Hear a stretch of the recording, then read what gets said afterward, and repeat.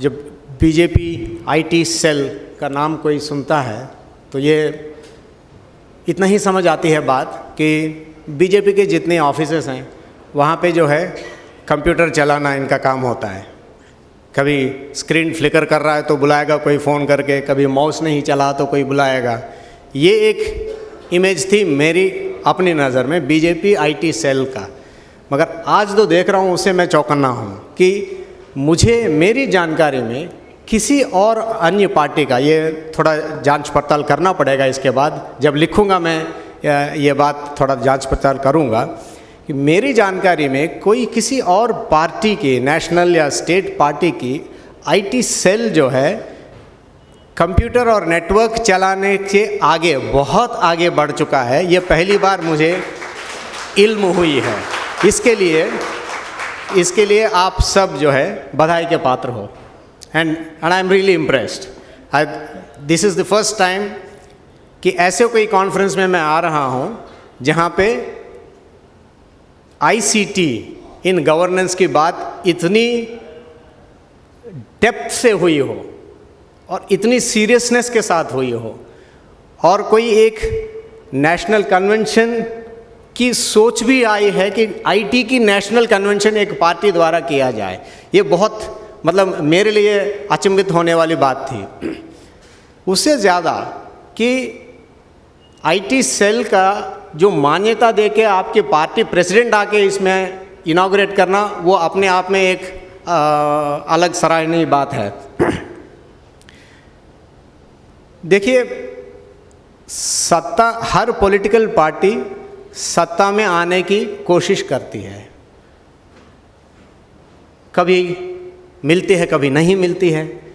मगर जो पार्टी सत्ता में आने के बाद सत्ता के साथ किया क्या जाए इसके बारे में सोच रही है, उसे बहुत खुशी हुई मुझे कि ये जो ग्रुप है, अरविंद जी ने कहा कि मेयर्स आए हैं, कर्नाटका से मिनिस्टर्स आए हैं, सेक्रेटरीज आए हैं, वो सब इसमें यहाँ पे आके आपको प्रेजेंटेशन दी है, ये तो मैंने तो कहीं सुना नहीं है। सो कंग्रेचुलेशंस एंड बधाई हो आप सबको।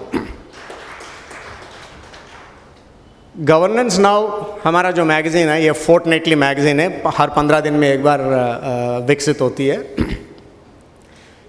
हमारा इसमें मानना ये है कि मैगज़ीन का मकसद ये है कि अच्छे गवर्नेंस को हम बढ़ावा दें, और हमारा ये मानना है कि अच्छा गवर्नेंस वही है जो ओपन हो, ट्रांसपेरेंट हो, अकाउंटेबल हो। और ये सब अगर हो पाए हिंदुस्तान में, वो एक ही रास्ता है, आईसीटी के माध्यम से ही ये सब जो कुछ भी हो रहा है आईसीटी के माध्यम से ही हो रहा है। आंकड़े होते थे वो ये कि 25% प्रॉपर्टी टैक्स ऑन टाइम पे होती थी 2002 में। अब 2010 या 2011 मार्च 31 को हम गए थे वहाँ पे, उल्टा हो गया था। यदि payments on e payments was 75% and the disputed ones and the delay ones were only 25%। So दोनों तरफ से, एक तो सिटीजन की जो सुविधा और सिविक एडमिनिस्ट्रेशन को जो रेवेन्यू, दोनों को फ़ायदा जो है आईसीटी के वजह से हुआ है। और वो जो आपने देखा लास्ट में जो आंकड़े देखे थे, ये सब सिर्फ 2 करोड़ रुपए के खर्चे में कर दिया गया पूरे अहमदाबाद शहर के लिए। 50 लाख लोगों के लिए 2 करोड़ रुपए इन्वेस्ट करके इतनी सेवाएं उपलब्ध हुई है। ये शहर में है, ऐसे ही गांवों में हो रहे हैं। मेरे पास बहुत फिल्म्स हैं, जैसे बैंकिंग सर्विसेज पहुंचाई जा रही हैं, CSCs कॉमन सर्विस सेंटर्स जो खुली हैं देश भर में, उसके बारे में भी मेरे पास फिल्म्स हैं। मगर this is fag end of 2 days of real what you call talking shop, तो मैं ज़्यादा आपको और होल्ड नहीं करूँगा। इतना ज़रूर कहूँगा कि ICT we see as a tool that can improve governance. ICT is not good governance, ICT enables good governance and ICT helps 2 चीज़ें। एक तो करप्शन कम होने में, क्योंकि क्या होता है कि जब कंप्यूटर्स नहीं होती हैं, वो ऑनलाइन नहीं होता है काम, तो आपको बार बार एक ही आदमी के पास जाना पड़ता है। एक बार पहले जाके पूछताछ करनी पड़ती है, फिर वो फॉर्म कौन सा लेना है बताएंगे, आधी जानकारी देंगे आधी नहीं देंगे। तो पहली बार जाएंगे एक फॉर्म देगा, दूसरी बार जाएंगे तो नहीं कहेगा कि दूसरा फॉर्म दो। बार बार एक ही सेवा के लिए एक आदमी के पास जाना, और फॉर्म सारे सबमिट हो जाने के बाद कितनी डेस्क्स के पास एक ही फॉर्म जाती है। ये ट्रांजैक्शंस जितने होते हैं करप्शन की ये गुंजाइश उतनी ज़्यादा होती है। तो आईसीटी के माध्यम से ये transactions, the number of transactions and the number of visits are reduced drastically, उससे जो है करप्शन में कमी आती है। दूसरा और ज़्यादा महत्वपूर्ण बात ये है कि इंडिया में करप्शन जितना प्रॉब्लम है उतना ही बड़ा प्रॉब्लम है इनएफिशिएंसी। जो हम या उसे कहिए काम नहीं आता है हमें, या काम करना नहीं चाहते हैं, जो भी है, inefficiency is another big problem. It is as big a problem as corruption in this country. ICT removes to a great extent or improves efficiency to a great extent. अब हम बिना जाने बिना समझे आप 10 साल में देखिएगा कौन सी सेवाओं की अब स्तर जो है ऊपर उठ गया है। जैसे ट्रेन टिकट आपको खरीदनी हो तो कहीं से भी खरीद सकते हैं आजकल। अब ये जो बात कहते हैं कि इंडिया में जो है इंटरनेट के थ्रू गवर्नेंस जो है बकवास है, ये हो नहीं पाएगा, 7% ही हमारा जो है इंटरनेट पेनिट्रेशन है वगैरह, बात काफ़ी सारी होती हैं। मगर आप इन सब बातों को एकदम साइड में रख दीजिए। वो इसीलिए कि किसी भी ट्रेन में मैं चढ़ता हूँ, जो भी क्लास में मैं चढ़ता हूँ, तो वो ये देखता हूँ कि या तो मोबाइल में टिकट दिखा रहे हैं या प्रिंट आउट टिकट दिखा रहे हैं। इसका मतलब ये है कि इंटरनेट पेनिट्रेशन जितना भी हो, जितने भी कम हो, सर्विस जब उपलब्ध हो तो जनता जो है सर्विस के पास खुद ब खुद जाती है।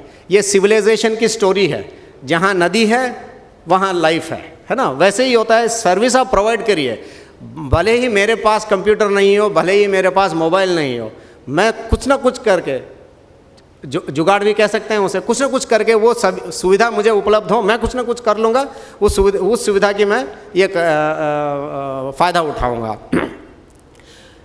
IRCTC जो है दिन में, ये 2011 की आंकड़े हैं, दिन में 1,30,00,000 टिकटें इश्यू करती हैं। उसमें 10 लाख टिकटें सिर्फ रिजर्व्ड होती हैं, और उसमें only 3.5 lakh tickets, that is 35% of reserved tickets are IRCTE tickets. But percentages आप देखेंगे तो आपको लगेगा कि नहीं, ये जो कह रहे हैं लोग कि 7% है इंटरनेट तो लोग फ़ायदा नहीं उठा पाएंगे, वो सब एकदम बेकार हो जाते हैं आर्ग्यूमेंट्स। क्योंकि परसेंटेज वाइज 10 लाख टिकट्स अगर इश्यू हो रही हैं और उसमें से 35% आर ई टिकट्स, इसका मतलब है कि बहुत सारे लोग जिनके पास नेट नहीं हो या नेट का माध्यम नहीं है, वो भी टिकट इसी के थ्रू करा रहे हैं। और दूसरा, ट्रेन में बचपन में मैं मम्मी या डैडी को ट्रेन चढ़ाने जाता था, तो इट वॉज एन एडवेंचर। क्योंकि एक तो पहले आपको ये पता नहीं होता, जितने कूली हों उनसे पूछने पड़ते, और उनको बताते हुए बहुत ये होता था कि नहीं बताएंगे, राइट। कूली को पूछना पड़ता है कि ट्रेन बस कहाँ लगेगी, और वो कुछ बताएगा कुछ नहीं बताएगा। देन आप किसी न किसी तरह प्लेटफॉर्म में पहुंचोगे। प्लेटफॉर्म में आपको अब ये नहीं पता है कि फर्स्ट क्लास कहाँ है, सेकंड क्लास कहाँ है, अनरिजर्व्ड कहाँ है। ट्रेन लगने के बाद आधी जनता इस ओर भाग रही है, आधी जनता इस ओर भाग रही है, क्योंकि गलत जगह खड़े हैं सब। अब जाते हैं, दिल्ली में देखता हूँ, मगर हर छोटी स्टेशन में मैं देखता हूँ डिस्प्ले बोर्ड्स हैं। ये सब हम रियलाइज़ नहीं किए हैं, हमारा जो एफिशिएंसी का स्तर जो है बढ़ रहा है। ये इसीलिए कि आईसीटी ने ये पॉसिबल किया है। ये जो आदमी चाहता भी नहीं हो, जो सरकारें चाहती भी नहीं हो, करना पड़ रहा है, क्योंकि प्राइवेट इंडस्ट्री ने आईसीटी को गले लगा लिया है। प्राइवेट इंडस्ट्री ने अपने जो सर्विसेज लेवल ऑफ एफिशिएंसी जो है बहुत आगे बढ़ा ली। तो सरकार भी एक कोई वैक्यूम में नहीं रहती है, सरकार को भी उसी तरह चलना पड़ता है जैसे दुनिया चल रही है। तो सरकार को भी कहीं कहीं IRCT के केस में जो है वो आगे बढ़कर उन्हें कदम लेके बहुत बढ़िया काम किया है, और कहीं कहीं सरकारें फोर्स हो रही हैं कि ICT करें। जैसे मैडम ने जो PDS का छत्तीसगढ़ का कहा है, one of the best examples of use of internet, and internet as a said is a माध्यम। वो माध्यम को यूज़ करके whatever innovations were done with that is brilliant. तो इतना कुछ हो रहा है देश में, भ्रष्टाचार, क्रिमिनलाइजेशन ऑफ पॉलिटिक्स, पार्लियामेंट नहीं चल रही है, कुछ नहीं हो रहा है। हमको अगर एक ओवरव्यू देखें तो यही लगेगा कि ये तो देश गया, अब कुछ नहीं होगा। बट ये एकदम सरासर गलत है, क्योंकि काफ़ी कुछ हो रहा है। सिर्फ ये जो आम न्यूज़पेपर कवरेज या टीवी डिबेट में ये जो अच्छा काम हो रहा है उसकी जिक्र कम होती है, क्योंकि अच्छे की बात कम करते हैं, बुरे की ज़्यादा होती है, बस इतना ही है। मगर काम जो हो रहा है बहुत खूब हो रहा है। और मैं एक और बात कहूँ कि अरविंद जी ने कहा है कि एक न्यूट्रल व्यू के लिए मुझे बुलाया। न्यूट्रल व्यू ये है, और लोग कहेंगे कि शायद न्यूट्रल नहीं है। मुझे लगता है, मैं हमेशा ये समझ रहा था कि जो गुड गवर्नेंस के जितने भी एग्जाम्पल्स लास्ट 5-6 ईयर्स में निकली हैं, दिल्ली को एक छोड़ दीजिए या तमिलनाडु को छोड़ दीजिए, अपोजिशन रूल्ड स्टेट से आई हैं, खासतौर BJP and allied states, Gujarat हो, मध्य प्रदेश हो, छत्तीसगढ़ हो, बिहार हो, everywhere you are hearing some good news and good experiments in governance. अब मुझे लग रहा है कि शायद ये जो आप लोगों ने शुरू किया है ICT, इतने लोग, मुझे बिल्कुल जानकारी नहीं थी कि इतने पैमाने पे, बड़े पैमाने पे बीजेपी के अंदर ICT को लेके एक मुहिम है, एक सोच है। मेरे ख्याल में ये जितना भी जो गुड एग्जाम्पल्स आए हैं, आप लोगों के, मुझे लगता है कि बहुत बड़ा हाथ है। इसके लिए आप लोगों को बधाई दोबारा, और मैं आगे देखूं कि सत्ता में आने के बाद आप लोग और मजबूत हों, और ICT की वजह से ही अगर कुछ हो सकता है इस देश में, ICT की वजह से ही करप्शन कम हो सकता है, एफिशिएंसी बढ़ सकती है। तो इसी लाइन में सोचते रहें, काम करते रहें आप लोग। Thank you very much.